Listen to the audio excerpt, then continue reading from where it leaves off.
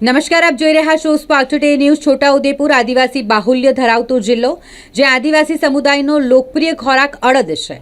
અને એટલે જ તો વારે તહેવારે ધાર્મિક ઉત્સવોમાં શુભ અને અશુભ પ્રસંગમાં અડદના ઢેબરા અનિવાર્ય બનતા હોય છે. હોળીના તહેવારમાં તો પ્રત્યેક ઘરે અડદના પાપડ બનાવવાની સદીઓ જૂની પરંપરા છે, આજે પણ જળવાયેલી છે. અને આ હોળીના તહેવારમાં દેશી અડદના પાપડ બનાવવાની પરંપરા મુજબ પાપડ બનાવવાનું પાનવડ ગામની સખી મંડળની બહેનોએ દેશી પાપડનો ગૃહ ઉદ્યોગ શરૂ કર્યો છે.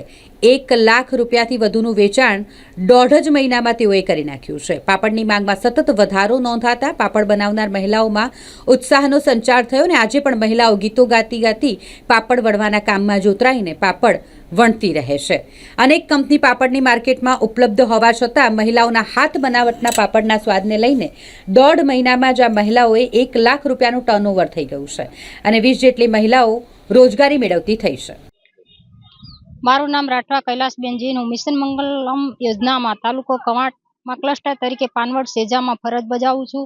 જેમાં બહેનોની એવી માંગ હતી કે બેન અમને ઘરે બેઠા કંઈક રોજગારી મળે, એના માટે કંઈક તો મિશન મંગલમ યોજનાનો હેતુ એવો છે કે ઘરે બેઠા બહેનોને આજીવિકા મળી રહે. એ હેતુ સાથે અમે આરસેટી બરોડા સ્વરોજગાર દ્વારા બહેનોને 35 બહેનોને તાલીમ આપી. ત્યારબાદ બહેનોને ઘરે બેઠા રોજગારી મળી રહે એના માટે દેશી અડદના પાપડ બનાવવા માટે બહેનો તૈયારી બતાવી અને ત્યારબાદ પાનવડ પ્રોડ્યુસર ગ્રુપમાં એક ગૃહ ઉદ્યોગ શરૂ કરવામાં આવ્યો છે. હાલ 15 થી 20 બહેનો રોજગારી મેળવી રહ્યા છે. કોલચા સીતાબેન મુકેશભાઈ મારું નામ છે અને હું ધરતી મહિલા ગ્રામ સંગઠનમાં પ્રમુખ તરીકે કામ કરું છું અને ગુંજા મહિલા ક્લસ્ટર એમાં હું સભ્ય તરીકે કામ કરું છું. અમે આ 16 વર્ષ થયા છે. અમે મંડળની અંદર મંડળની દ્વારા અમને એક આરસીટી દ્વારા કોલેજ દ્વારા અમને તાલીમ આપવામાં આવી. તાલીમ આપવા બદલ અમે પછી એક ગૃહ ઉદ્યોગ ચાલુ કર્યો. તેમાં અમે દેશી અડદના પાપડ બનાવીએ છીએ.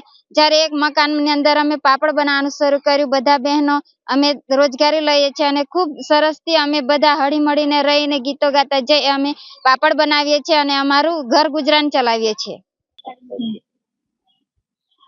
અત્યારે અમે 15 થી 20 બહેનો પાપડ બનાવવા આવીએ છીએ અને જો અમારું વધારે વેચાણ થાય અને તો અમે 50 થી 60 બહેનો પણ રોજગારી મેળવી શકશે.